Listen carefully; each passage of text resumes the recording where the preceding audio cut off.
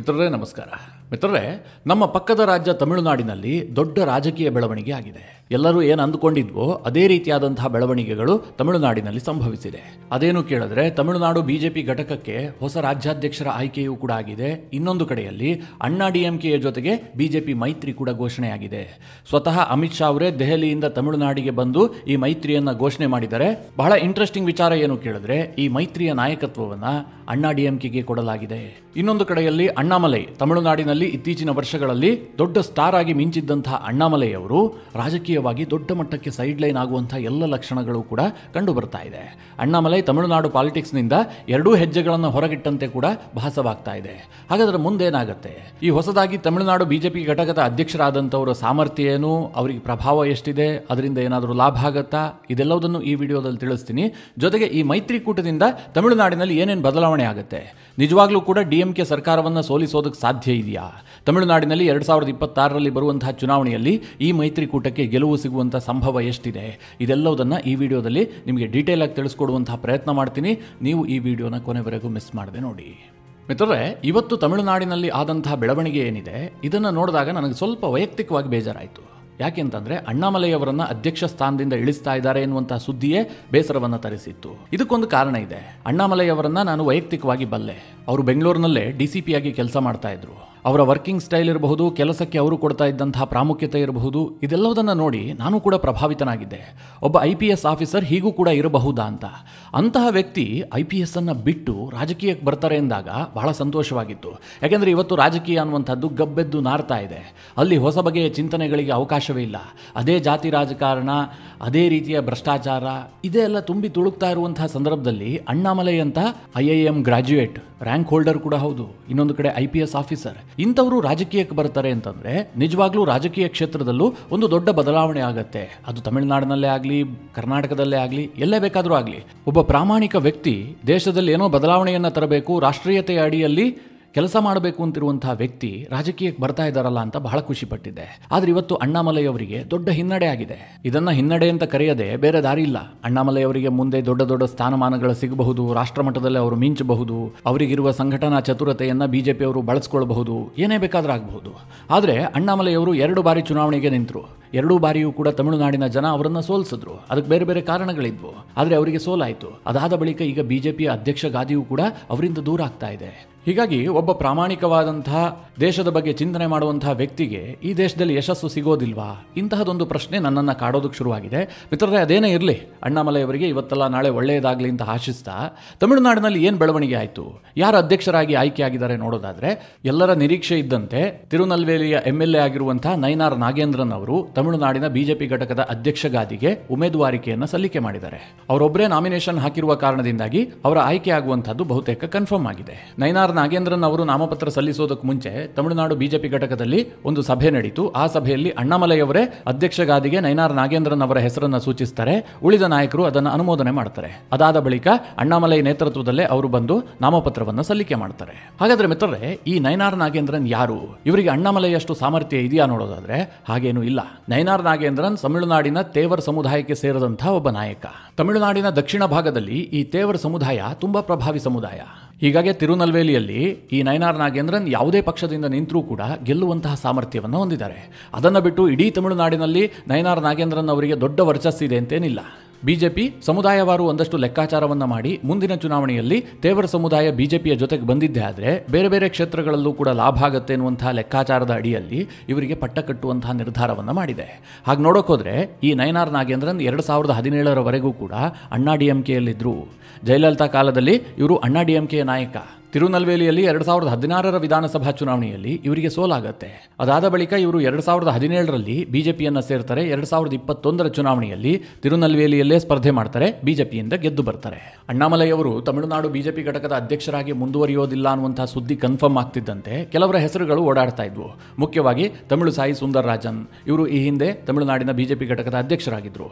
ಅವರ ಹೆಸರು ಕೂಡ ಚಾಲ್ತಿಯಲ್ಲಿತ್ತು. ಜೊತೆಗೆ ವಾನತಿ ಶ್ರೀನಿವಾಸನ್, ಇವರು ದಕ್ಷಿಣ ಕೊಯಮತ್ತೂರಿನ ಬಿಜೆಪಿಯ MLA. ಇವರ ಬಗ್ಗೆ ಇನ್ನೂ ಹೆಚ್ಚಿನ ಪರಿಚಯ ಮಾಡಬೇಕು ಅಂತಂದ್ರೆ, ಕಳೆದ ಬಾರಿ ಕಮಲ್ ಹಾಸನ್ ಅವರನ್ನೇ ಸೋಲಿಸಿ MLA ಆದಂತಹ ನಾಯಕಿ.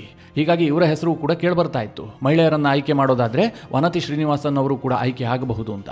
ಆದರೆ ಕೇಂದ್ರದ ಹೈಕಮಾಂಡ್ ನಯನಾರ್ ನಾಗೇಂದ್ರನ್ ಅವರಿಗೆ ಮಣೆ ಹಾಕಿದೆ. ಇದಕ್ಕೆ 2 ಕಾರಣಗಳಿದೆ. ಒಂದು, ತೇವರ್ ಸಮುದಾಯಕ್ಕೆ ಸೇರಿದಂತವರು ಅಂತ. ಎರಡನೇದಾಗಿ, ಅವರು ಈ ಹಿಂದೆ ಅಣ್ಣಾ ಡಿಎಂಕೆ ಪಕ್ಷದಲ್ಲಿದ್ದವರು. ಹೀಗಾಗಿ ಅಣ್ಣಾ ಡಿಎಂಕೆಯ ಅನೇಕ ನಾಯಕರೊಂದಿಗೆ ನಯನಾರ್ ನಾಗೇಂದ್ರನ್ ಅವರಿಗೆ ಉತ್ತಮವಾದಂತಹ ಬಾಂಧವ್ಯ ಇದೆ. ಈಗ ಅಣ್ಣಾ ಡಿಎಂಕೆ ಮತ್ತು ಬಿಜೆಪಿಯ ನಡುವೆ ಮೈತ್ರಿ ಆಗಿದೆ. ಈ ಮೈತ್ರಿಯನ್ನು ನಿಭಾಯಿಸೋದಕ್ಕೆ ನಯನಾರ್ ನಾಗೇಂದ್ರನ್ ಅವರೇ ಅಧ್ಯಕ್ಷರಾಗಿದ್ದರೆ ಹೆಚ್ಚು ಸೂಕ್ತ ಅಂತ ಬಿಜೆಪಿಯ ಹೈಕಮಾಂಡ್ಗೆ ಅನಿಸಿದೆ. ಇದೇ ಕಾರಣದಿಂದ ಅವರನ್ನು ಅಧ್ಯಕ್ಷರಾಗಿ ನೇಮಕ ಮಾಡಲಾಗಿದೆ. ಇದರ ನಡುವೆ ಇವತ್ತೇ ತಮಿಳುನಾಡಿನಲ್ಲಿ ಇನ್ನೊಂದು ಬೆಳವಣಿಗೆ ಆಗಿದೆ. ಅದೇನು ಕೇಳಿದ್ರೆ, ಎಐಎಡಿಎಂಕೆ ಜೊತೆಗೆ ಬಿಜೆಪಿಯ ಮೈತ್ರಿಯ ಘೋಷಣೆಯಾಗಿದೆ. ಈ ಮೈತ್ರಿಯನ್ನು ಘೋಷಣೆ ಮಾಡಿದ್ದು ಸ್ವತಃ ಅಮಿತ್ ಶಾ ಅವರು. ಅಮಿತ್ ಶಾ ಅವರು ದೆಹಲಿಯಿಂದ ತಮಿಳುನಾಡಿಗೆ ಬಂದಿದ್ದರು. ತಮಿಳುನಾಡಿನ ಬಿಜೆಪಿ ಘಟಕದಲ್ಲಿ ಒಂದು ಕಡೆ ಅಣ್ಣಾ ಡಿಎಂಕೆಯ ಪಳನಿಸ್ವಾಮಿ ಅವರನ್ನು ಕೂರಿಸಿಕೊಂಡು, ಇನ್ನೊಂದು ಕಡೆ ನಿರ್ಗಮಿತ ಬಿಜೆಪಿಯ ಅಧ್ಯಕ್ಷರಾಗಿರುವಂತಹ ಅಣ್ಣಾಮಲೈ ಅವರನ್ನು ಕೂರಿಸಿಕೊಂಡು ಒಂದು ಪ್ರೆಸ್ ಕಾನ್ಫರೆನ್ಸ್ ಮಾಡ್ತಾರೆ. ಅದರಲ್ಲಿ ಅಮಿತ್ ಶಾ ಘೋಷಣೆ ಮಾಡ್ತಾರೆ, ಯಾವುದೇ ಷರತ್ತಿಲ್ಲದೆ ಅಣ್ಣಾ ಡಿಎಂಕೆ ಬಿಜೆಪಿಯ ಜೊತೆಗೆ ಮೈತ್ರಿಯನ್ನು ಒಪ್ಪಿಕೊಂಡಿದೆ. ಈ ಕಾರಣದಿಂದಾಗಿ ಈ ಮೈತ್ರಿಕೂಟ ಆಗ್ತಾ ಇದೆ. ಬಿಜೆಪಿಯು ಯಾವುದೇ ಷರತ್ತನ್ನು ವಿಧಿಸಿಲ್ಲ, ಅಣ್ಣಾ ಡಿಎಂಕೆ ಕೂಡ ಯಾವುದೇ ಷರತ್ತನ್ನು ವಿಧಿಸಿಲ್ಲ. ಬಿಜೆಪಿ ಯಾವುದೇ ಕಾರಣಕ್ಕೂ ಕೂಡ ಅಣ್ಣಾ ಡಿಎಂಕೆಯ ಆಂತರಿಕ ವಿಚಾರದಲ್ಲಿ ತಲೆ ಹಾಕೋದಿಲ್ಲ, ಹಾಗೆ ಬಿಜೆಪಿಯ ಆಂತರಿಕ ವಿಚಾರದಲ್ಲಿ ಅಣ್ಣಾ ಡಿಎಂಕೆ ತಲೆ ಹಾಕೋದಿಲ್ಲ. ಹೀಗಂತ ಅಮಿತ್ ಶಾ ಘೋಷಣೆ ಮಾಡ್ತಾರೆ. ಅಂದರೆ ಅಣ್ಣಾಮಲೈ ಅವರನ್ನ ಅಧಿಕಾರದಿಂದ ಇಳಿಸೋದಕ್ಕೆ ಅಣ್ಣಾ ಡಿಎಂಕೆಯ ಪಾತ್ರ ಇಲ್ಲ ಅಂತ ಹೇಳೋದಕ್ಕೋಸ್ಕರವಾಗಿ ಅಮಿತ್ ಶಾ ಈ ಹೇಳಿಕೆಯನ್ನು ಕೊಟ್ಟರು. ಆದರೆ ಜಗತ್ತಿಗೆ ಗೊತ್ತಿರುವಂತಹ ವಿಚಾರ ಏನು? ಅಣ್ಣಾ ಡಿಎಂಕೆ ಹಾಕದಂತಹ ಏಕೈಕ ಕಂಡೀಷನ್ ಏನು ಕೇಳಿದ್ರೆ, ನಾವು ಮೈತ್ರಿಗೆ ಒಪ್ಕೊಳ್ತೀವಿ, ಆದರೆ ಅಣ್ಣಾಮಲೈ ಅವರು ರಾಜ್ಯಾಧ್ಯಕ್ಷರಾಗಿ ಮುಂದುವರಿಬಾರದು ಅಂತ. ಈ ಕಂಡೀಷನ್ ಅನ್ನು ಬಿಜೆಪಿ ಒಪ್ಕೊಂಡಿತ್ತು. ಅದೇ ಪ್ರಕಾರವಾಗಿ ಹೊಸ ಅಧ್ಯಕ್ಷರನ್ನು ಕೂಡ ನೇಮಕ ಮಾಡಲಾಗಿದೆ. ಇದಕ್ಕೆ ಮುಂದುವರೆದು ಅಮಿತ್ ಶಾ ಒಂದು ಘೋಷಣೆ ಮಾಡ್ತಾರೆ, ಮುಂಬರುವಂತಹ ಚುನಾವಣೆಯನ್ನ ಕೇಂದ್ರದಲ್ಲಿ ಹೇಗೆ ನರೇಂದ್ರ ಮೋದಿ ಅವರ ನಾಯಕತ್ವ ಇದೆಯೋ ಅದೇ ರೀತಿಯಾಗಿ ತಮಿಳುನಾಡಿಗೆ ಎಡಪ್ಪಾಡಿ ಪಳನಿಸ್ವಾಮಿ ಅವರೇ ನಾಯಕತ್ವವನ್ನು ವಹಿಸಿಕೊಳ್ತಾರೆ. ನಮ್ಮ ಎನ್ಡಿಎ ಮೈತ್ರಿಕೂಟವನ್ನು ಎಡಪ್ಪಾಡಿ ಪಳನಿಸ್ವಾಮಿ ಅವರು ಮುನ್ನಡೆಸ್ತಾರೆ ಅಂತೇಳಿ ಅಮಿತ್ ಶಾ ಘೋಷಣೆ ಮಾಡ್ತಾರೆ. ಈ ಮೂಲಕವಾಗಿ ಅಣ್ಣಾಮಲೈ ಅವರು ತಮಿಳುನಾಡು ರಾಜಕಾರಣದಲ್ಲಿ ಇರೋದಿಲ್ಲ ಅನ್ನುವಂಥದ್ದು ಕನ್ಫರ್ಮ್ ಆಗಿದೆ. ಏನಿದು ಲೆಕ್ಕಾಚಾರ? ಅಣ್ಣಾ ಡಿಎಂಕೆ ಜೊತೆಗೆ ಬಿಜೆಪಿ ಮೈತ್ರಿ ಮಾಡಿಕೊಂಡ್ರೆ ತಮಿಳುನಾಡಿನಲ್ಲಿ ಅಧಿಕಾರಕ್ಕೆ ಬರೋದಕ್ಕೆ ಸಾಧ್ಯವಾ? ಅಣ್ಣಾಮಲೈ ಅವರನ್ನೇ ಬದಿಗೆ ಸರಿಸಿ ಬಿಜೆಪಿ ಅಣ್ಣಾ ಡಿಎಂಕೆಯ ನಾಯಕತ್ವವನ್ನು ಯಾಕೆ ಒಪ್ಕೊಳ್ತು? ಈ ಎಲ್ಲ ಪ್ರಶ್ನೆಗಳು ಬರುತ್ತೆ ಅಲ್ವಾ ಮಿತ್ರರೇ? ಇದಕ್ಕೊಂದಷ್ಟು ಕಾರಣಗಳಿದೆ. ಅಣ್ಣಾಮಲೈ ಏನು ಹೇಳ್ತಾ ಇದ್ರು, ತಮಿಳುನಾಡಿನಲ್ಲಿ 2026ಕ್ಕೆ ನಮಗೆ ಅಧಿಕಾರಕ್ಕೆ ಬರೋದಕ್ಕೆ ಸಾಧ್ಯ ಆಗದೇ ಇರಬಹುದು, ಆದರೆ ನಾವು ಏಕಾಂಗಿಯಾಗಿ ಚುನಾವಣೆಯನ್ನು ಎದುರಿಸ್ತಾ ಹೋದರೆ ಇವತ್ತಲ್ಲ ನಾಳೆ ತಮಿಳುನಾಡಿನಲ್ಲಿ ನಮಗೊಂದು ಭದ್ರ ಬುನಾದಿ ಸಿಗುತ್ತೆ, ನಾವು ಅಧಿಕಾರಕ್ಕೆ ಬಂದೇ ಬರ್ತೀವಿ. ಇದು ಅಣ್ಣಾಮಲೈ ಅವರ ಸಿದ್ಧಾಂತವಾಗಿತ್ತು. ಅಂದರೆ ಬಿಜೆಪಿ ಕೆಲ ವಿಚಾರದಲ್ಲಿ ರಾಜಿ ಮಾಡಿಕೊಳ್ಬಾರ್ದು, ನಮ್ಮ ಸಿದ್ಧಾಂತವನ್ನು ಜನರಿಗೆ ರೀಚ್ ಮಾಡುವಂತಹ ಕೆಲಸವನ್ನು ನಾವು ನಿರಂತರವಾಗಿ ಮಾಡಬೇಕು, ಆಗ ಬಿಜೆಪಿಯನ್ನು ತಮಿಳುನಾಡಿನ ಜನ ಒಪ್ಕೊಳ್ತಾರೆ. ಈ ದ್ರಾವಿಡ ಪಾಲಿಟಿಕ್ಸ್ಗೆ ತಮಿಳುನಾಡಿನಲ್ಲಿ ಜಾಗ ಇಲ್ಲ, ಹೀಗಂತ ಅಣ್ಣಾಮಲೈ ಅವರು ಒಂದು ಗಟ್ಟಿಯಾದಂತಹ ಸಿದ್ಧಾಂತವನ್ನು ನಂಬಿಕೊಂಡಿದ್ರು. ಇದನ್ನು ಕೇಂದ್ರದ ಹೈಕಮಾಂಡ್ಗೂ ಕೂಡ ಮನವರಿಕೆ ಮಾಡಿಕೊಟ್ಟಿದ್ರು. ಇದೇ ಕಾರಣಕ್ಕೋಸ್ಕರವಾಗಿ ಲೋಕಸಭಾ ಚುನಾವಣೆಯಲ್ಲಿ ಅಣ್ಣಾಮಲೈ ಅವರಿಗೆ ನಾಯಕತ್ವವನ್ನು ಕೊಟ್ಟು ಎನ್ಡಿಎ ಚುನಾವಣೆಯನ್ನು ಎದುರಿಸಿತ್ತು. ಮಿತ್ರರೇ, ಅದಕ್ಕೆ ದೊಡ್ಡ ಯಶಸ್ಸು ಸಿಕ್ಕಿದೆ. ಸೀಟ್ ಬರದೇ ಹೋದರೂ ಕೂಡ ವೋಟ್ ಶೇರ್ ಸಿಕ್ಕಾಪಟ್ಟೆ ಜಾಸ್ತಿ ಆಗಿತ್ತು. 3% ಇದ್ದಂತಹ ಬಿಜೆಪಿಯ ವೋಟ್ ಶೇರ್ 12% ಹತ್ತಕ್ಕೆ ಹೋಗುತ್ತೆ. ಎನ್ಡಿಎ ವೋಟ್ ಶೇರ್ 18%ಗೆ ಹೋಗುತ್ತೆ ಅಂತಂದರೆ ಅದೇನು ಸಣ್ಣ ಸಾಧನೆಯಲ್ಲ. ಈಗ ಕರ್ನಾಟಕದಲ್ಲಿ 1-2% ವೋಟ್ ವ್ಯತ್ಯಾಸ ಆಗುವಂಥದ್ದು ದೊಡ್ಡ ವಿಚಾರ ಆಗೋದಿಲ್ಲ. ಆದರೆ ತಮಿಳುನಾಡಿನಲ್ಲಿ 10-12% ವೋಟ್ ಶೇರ್ ವ್ಯತ್ಯಾಸ ಆಗುತ್ತೆ ಅಂತಂದರೆ ಅದೇನು ಸಣ್ಣ ಪುಟ್ಟ ಸಾಧನೆಯಲ್ಲ. ಅಣ್ಣಾಮಲೈ ಅಂತಹ ಸಾಧನೆಯನ್ನು ಮಾಡಿ ತೋರಿಸಿದ್ರು. ಆದರೆ ಬಿಜೆಪಿ ಹೈಕಮಾಂಡ್ ಯಾಕೆ ಈಗ ಉಲ್ಟಾ ಹೊಡಿತು ಕೇಳಿದ್ರೆ, ಸದ್ಯ ಮಿತ್ರರೇ, ಅದೇ ರೀತಿಯಾಗಿ ಬಿಜೆಪಿ ಏಕಾಂಗಿಯಾಗಿ ಚುನಾವಣೆಯನ್ನು ಎದುರಿಸಿದ್ದೇ ಆದರೆ ಅದರ ನೇರ ಲಾಭ ಆಗುವಂಥದ್ದು ಡಿಎಂಕೆಗೆ ಜೊತೆಗೆ ಕಾಂಗ್ರೆಸ್ಗೆ. ಒಂದು ರಾಜ್ಯವನ್ನು ನಾವು ಈಸಿಯಾಗಿ ಅವರಿಗೆ ಬಿಟ್ಟು ಕೊಟ್ಟಂತಾಗುತ್ತೆ. ವೋಟ್ಗಳು ಡಿವೈಡ್ ಆಗಿ ಅದರ ಲಾಭ ಕಾಂಗ್ರೆಸ್ ಮತ್ತು ಡಿಎಂಕೆಗೆ ಆಗುತ್ತೆ ಅಂತ ಬಿಜೆಪಿ ಹೈಕಮಾಂಡ್ಗೆ ಅನ್ನಿಸ್ತಾ ಇದೆ. ಅದಕ್ಕೋಸ್ಕರವಾಗಿ ನಾವು ಪಕ್ಷ ಕಟ್ತೀವಿ, ಪಕ್ಷದ ನಾಯಕತ್ವವನ್ನು ಬೆಳೆಸ್ತೀವಿ ಅಂತ ಕೂತ್ಕೊಂಡಿದ್ದೆ ಆದರೆ ನಮ್ಮ ವಿರೋಧಿಗಳು ಸ್ಟ್ರೆಂಥನ್ ಆಗ್ತಾರೆ. ಹೀಗಾಗಿ ನಾವು ಅಣ್ಣಾ ಡಿಎಂಕೆಯ ಜೊತೆಗೆ ಮೈತ್ರಿ ಮಾಡಿಕೊಳ್ಳುವಂಥದ್ದು ಅನಿವಾರ್ಯ ಅಂತ ಅಮಿತ್ ಶಾಗೂ ಕೂಡ ಅನ್ನಿಸ್ತು. ಇನ್ನೊಂದು ಕಡೆಯಲ್ಲಿ ಅಣ್ಣಾ ಡಿಎಂಕೆಗೂ ಕೂಡ ಈ ಮೈತ್ರಿಕೂಟ ಅನಿವಾರ್ಯವಾಗಿತ್ತು. ಇದೇ ಕಾರಣದಿಂದ ಈ ಮೈತ್ರಿಕೂಟ ಏರ್ಪಟ್ಟಿದೆ. ಅದಕ್ಕೆ ಅಣ್ಣಾಮಲೈ ಅವರೇ ಅಡ್ಡಗಾಲು ಅಂತಾದರೆ ಅವರನ್ನು ಸದ್ಯದ ಮಟ್ಟಿಗಾದರೂ ನಾವು ಬದಿಗೆ ಸರಿಸ್ತೀವಿ ಅಂತ ಕೇಂದ್ರದ ಹೈಕಮಾಂಡ್ ಒಂದು ಗಟ್ಟಿ ನಿರ್ಧಾರವನ್ನು ಮಾಡಿದೆ. ಹಾಗಾದರೆ ಅಣ್ಣಾಮಲೈ ಅವರನ್ನು ಕಂಪ್ಲೀಟ್ ಆಗಿ ಸೈಡ್ ಲೈನ್ ಮಾಡ್ತಾರಾ? ಸಾಧ್ಯ ಇಲ್ಲ. ಅದಕ್ಕೊಂದು ಕಾರಣ ಇದೆ. ಒಂದು ವೇಳೆ ಅಣ್ಣಾಮಲೈ ಅವರನ್ನು ತಮಿಳುನಾಡು ಪಾಲಿಟಿಕ್ಸ್ನಿಂದ ಕಂಪ್ಲೀಟ್ ನೀವು ದೂರ ಮಾಡಿದ್ದೆ ಆದರೆ ಬಿಜೆಪಿಗೆ ಮಾತ್ರವಲ್ಲ ಅಣ್ಣಾ ಡಿಎಂಕೆಗೂ ಕೂಡ ಹಿನ್ನಡೆ ಆಗುತ್ತೆ. ಯಾಕೆ ಅಂತಂದ್ರೆ ಇವತ್ತು ತಮಿಳುನಾಡಿನಲ್ಲಿ ಅಣ್ಣಾಮಲೈ ಅವರು ಒಂದು ದೊಡ್ಡ ಹವಾ ಕ್ರಿಯೇಟ್ ಮಾಡಿದ್ರು. ನಿಮಗೆ ನೆನಪಿರಲಿ, ತಮಿಳುನಾಡಿನಲ್ಲಿ ಅಣ್ಣಾಮಲೈ ಕಾರಣದಿಂದಾಗಿಯೇ ಬಿಜೆಪಿಯ ವೋಟ್ ಶೇರ್ ಅಷ್ಟೊಂದು ಜಾಸ್ತಿ ಆಗಿದ್ದು. ಅಣ್ಣಾಮಲೈ ಅವರನ್ನ ತಮಿಳುನಾಡಿನ ಬಿಜೆಪಿ ಕೇಡರ್ ಏನಿದೆ ತುಂಬಾ ಇಷ್ಟಪಡ್ತಾ ಇತ್ತು. ಅಂದ್ರೆ ಕಾರ್ಯಕರ್ತರ ಮಟ್ಟದಲ್ಲಿ ಅಣ್ಣಾಮಲೈ ಅವರು ಹೀರೋ ಆಗಿ ಕಾಣ್ತಾ ಇದ್ರು. ಆದರೆ ನಾಯಕರಿಗೆ ಮಾತ್ರ ಅಣ್ಣಾಮಲೈ ನಾಯಕತ್ವ ಬೇಕಾಗಿರಲಿಲ್ಲ. ಯಾಕೆಂದರೆ ತಮಿಳುನಾಡಿನಲ್ಲಿ ಒಬ್ಬ ಗಟ್ಟಿ ನಾಯಕ ಉದಯ ಆಗಿದ್ದೇ ಆದರೆ ಅನೇಕರ ಬೇಳೆ ಬೇಯ್ತಾ ಇರಲಿಲ್ಲ. ಇದೇ ಕಾರಣದಿಂದಾಗಿ ಬಿಜೆಪಿಯ ಒಳಗೂ ಕೂಡ ಅಣ್ಣಾಮಲೈ ಅವರನ್ನ ಇಳಿಸಬೇಕು ಅನ್ನುವಂತಹ ವಾದ ಕೇಳಿಬಂದಿತ್ತು. 2024 ಲೋಕಸಭಾ ಚುನಾವಣೆಯಲ್ಲಿ ಬಿಜೆಪಿಗೆ ತಮಿಳುನಾಡಿನಲ್ಲಿ ಒಂದೇ ಒಂದು ಸೀಟ್ ಬಂದಿಲ್ವಲ್ಲ, ಅದರ ಇಡೀ ನೇತೃತ್ವವನ್ನು ಅಣ್ಣಾಮಲೈ ಅವರ ತಲೆಗೆ ಕಟ್ಟುವಂತಹ ಒಂದು ದೊಡ್ಡ ಹುನ್ನಾರ ನಡೆದಿತ್ತು. ಅದಕ್ಕೋಸ್ಕರವಾಗಿ ಅಣ್ಣಾಮಲೈ ವಿರುದ್ಧವಾಗಿ ಅನೇಕರು ದೂರನ್ನು ಕೂಡ ಕೇಂದ್ರದ ಹೈಕಮಾಂಡ್ಗೆ ಕೊಟ್ಟಿದ್ರು. ಇದು ಬಿಜೆಪಿಯ ಒಳಗೆ ವಿರೋಧವಾದರೆ, ಇನ್ನೊಂದು ಕಡೆ ಅಣ್ಣಾ ಡಿಎಂಕೆಗೂ ಕೂಡ ಅಣ್ಣಾಮಲೈ ಅವರ ನಾಯಕತ್ವ ಬೇಕಾಗಿರಲಿಲ್ಲ. ಅದಕ್ಕೊಂದು ಕಾರಣ ಇದೆ. ಅಣ್ಣಾಮಲೈ ಗೌಂಡರ್ ಸಮುದಾಯಕ್ಕೆ ಸೇರಿದಂತಹ ನಾಯಕ, ಎಡಪ್ಪಾಡಿ ಪಳನಿಸ್ವಾಮಿಯೂ ಕೂಡ ಗೌಂಡರ್ ಸಮುದಾಯಕ್ಕೆ ಸೇರಿದಂತಹ ನಾಯಕರಾಗಿದ್ದರು. ಹೀಗಾಗಿ ಅಣ್ಣಾಮಲೈ ಅವರು ದೊಡ್ಡ ಮಟ್ಟದಲ್ಲಿ ಎಮರ್ಜ್ ಆಗುವಂತಹದ್ದು ಎಡಪ್ಪಾಡಿ ಪಳನಿಸ್ವಾಮಿ ಅವರಿಗೆ ಇಷ್ಟ ಆಗ್ತಾ ಇರಲಿಲ್ಲ. ಯಾಕೆಂದರೆ ನಮ್ಮದೇ ಸಮುದಾಯದಲ್ಲಿ ಇನ್ನೊಬ್ಬ ನಾಯಕ ಬೆಳೀತಾ ಇದ್ದಾನೆ ಅಂತ. ನಿಮಗೆ ನೆನಪಿರಲಿ ಮಿತ್ರರೇ, ಕೊಯಮತ್ತೂರಿನಲ್ಲಿ ಅಣ್ಣಾಮಲೈ ಅವರು ಲೋಕಸಭಾ ಚುನಾವಣೆಗೆ ಸ್ಪರ್ಧಿಸಿದ್ರಲ್ಲ, ಎಲ್ಲರೂ ಅಲ್ಲಿ ಹೋಗಿ ಬಂದವರು ಒಂದೇ ಮಾತು ಹೇಳ್ತಾ ಇದ್ರು, ಅಣ್ಣಾಮಲೈ ಗೆಲ್ತಾ ಇದ್ರು, ಆದರೆ AIADMKಯೇ ಅಣ್ಣಾಮಲೈ ಅವರ ಸೋಲಿಗೆ ಕೆಡ್ಡಾವನ್ನ ತೋಡಿದೆ ಅಂತ. ಅದು ಹೇಗೆ ಕೇಳಿದ್ರೆ, ಕೊಯಮತ್ತೂರಿನಲ್ಲಿ ಬಿಜೆಪಿಯಿಂದ ಅಣ್ಣಾಮಲೈ ಸ್ಪರ್ಧೆ ಮಾಡಿದ್ರು, ಇನ್ನೊಂದು ಕಡೆಯಲ್ಲಿ ಅಣ್ಣಾ ಡಿಎಂಕೆ ಕೂಡ ಗೌಂಡರ್ ಸಮುದಾಯದ ಅಭ್ಯರ್ಥಿಯನ್ನೇ ಕಣಕ್ಕಿಳಿಸಿತ್ತು. ಹೀಗಾಗಿ ವೋಟ್ಗಳು ಡಿವೈಡ್ ಆದವು. ಅಲ್ಲಿ ಜಾತಿ ರಾಜಕಾರಣ ಹೆಚ್ಚು ವರ್ಕೌಟ್ ಆಯಿತು. ಈ ಕಾರಣದಿಂದಾಗಿ ಅಣ್ಣಾಮಲೈ ಅವರು ಸೋಲ್ಬೇಕಾದಂತಹ ಪರಿಸ್ಥಿತಿ ಬಂತು. ಜೊತೆಗೆ ಬಿಜೆಪಿಯಲ್ಲಿ ಅಣ್ಣಾಮಲೈನಂತಹ ಒಬ್ಬ ದೊಡ್ಡ ನಾಯಕ ಬೆಳೆದಿದ್ದೇ ಆದರೆ ತಮಿಳುನಾಡಿನಲ್ಲಿ ಅಣ್ಣಾ ಡಿಎಂಕೆಯ ಪಾಲಿಟಿಕ್ಸೇ ಎಂಡ್ ಆಗ್ಬಿಡುತ್ತೆ. ಯಾಕೆಂದ್ರೆ ಅಲ್ಲಿ ನಾಯಕತ್ವ ಇಲ್ಲ. ಈ ಹಿಂದೆ ಜಯಲಲಿತಾ ಎಂಬಂತಹ ಒಂದು ದೊಡ್ಡ ಆಲದ ಮರ ಇತ್ತು. ಇಡೀ ಪಕ್ಷದ ಕಂಟ್ರೋಲ್ ಜಯಲಲಿತಾ ಬಳಿಯಲ್ಲಿತ್ತು. ಆದರೆ ಜಯಲಲಿತಾ ನಂತರ ಇಡೀ ಪಕ್ಷದ ಕಂಟ್ರೋಲ್ ಅನ್ನ ಎಡಪ್ಪಾಡಿ ಪಳನಿಸ್ವಾಮಿ ಅವರು ತೆಗೆದುಕೊಳ್ಳೋದಕ್ಕೆ ಸಾಧ್ಯ ಆಗಿಲ್ಲ. ಅಲ್ಲೂ ಕೂಡ ಅನೇಕ ಬಣಗಳಿದ್ದಾವೆ. ಇಂತಹ ಪರಿಸ್ಥಿತಿಯಲ್ಲಿ ಬಿಜೆಪಿಯಲ್ಲಿ ಅಣ್ಣಾಮಲೈ ಅವರು ದೊಡ್ಡ ಪ್ರಮಾಣದಲ್ಲಿ ಬೆಳೆದಿದ್ದೇ ಆದರೆ ಅಣ್ಣಾ ಡಿಎಂಕೆ ಪಕ್ಷವೇ ಕೊಲ್ಯಾಪ್ಸ್ ಆಗುವಂತಹ ಆತಂಕ ಇತ್ತು.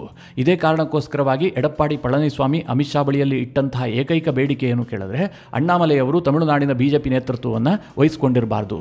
ಅದಕ್ಕೆ ಅವರು ಬೇರೆ ಕಾರಣಗಳನ್ನು ಕೊಟ್ಟರು. ಅಣ್ಣಾಮಲೈ ಅವರು ನಮ್ಮ ಪಕ್ಷವನ್ನು ಟೀಕಿಸಿದ್ದಾರೆ, ನಮ್ಮ ನಾಯಕರನ್ನ ಟೀಕಿಸಿದ್ದಾರೆ, ಸ್ವತಃ ನನ್ನನ್ನು ಕೂಡ ಟೀಕಿಸಿದ್ದಾರೆ. ಹೀಗಾಗಿ ಅವರೇ ಅಧ್ಯಕ್ಷರಾಗಿದ್ದರೆ ನಮಗೆ ಕಾರ್ಯಕರ್ತರ ಮಟ್ಟದಲ್ಲಿ ಮುಜುಗರ ಆಗುತ್ತೆ, ಅವರನ್ನು ಅಧಿಕಾರದಿಂದ ಇಳಿಸಬೇಕು ಅಂತ ಅಣ್ಣಾ ಡಿಎಂಕೆ ಅವರು ಷರತ್ತು ಹಾಕಿದ್ರು.